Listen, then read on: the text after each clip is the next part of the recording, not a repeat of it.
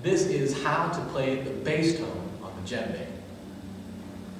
First thing you'll want to do after you're sitting correctly with the drum is to take a look at your hands.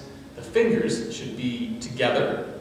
The thumb should rest against the hand like this, so the hand should be nice and firm without tensing it up. When we strike the drum, the first place you want to look is here to the edge of the drum. What you're going to do for this tone is you're going to place your wrist over the edge, and that's so that we know where to put the hand in relationship to the rest of the head of the drum. When we strike, we're going to keep the hand nice and flat. We aren't going to tilt our fingers up, right? So because that can injure your knuckle joints right there. Instead, just keep your hand nice and flat. Again, the wrist is over the edge. And when we strike this, you're using the weight of your forearm to come down onto the drum. Now this part's important. When you strike it, you want to lift away so that the head can resonate. So the correct way would be to bounce, like a basketball. Notice the forearm is in the action here. So if I'm doing both hands, I got my opposite hand over the edge as well. Fingers together, over the edge, and then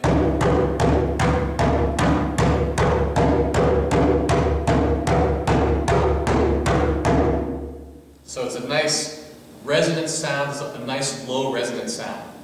Some of the mistakes I see people make, and check to see that you're not doing this, is that when you strike the drum, I see some people make the mistake of keeping the hand on the head. And what this does is it crushes or it chokes off the sound.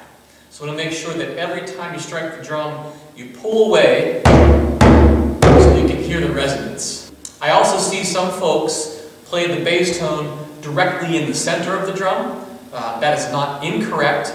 What I've found from the different teachers that I've worked with is that you can still get a good sounding bass tone by putting the hands out towards the edge.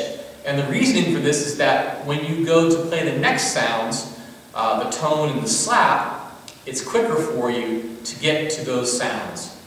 So the bass tone looks like this, and the next sound we'll work on is called the tone. All we need to do for that is back the hands up and tilt the wrists in.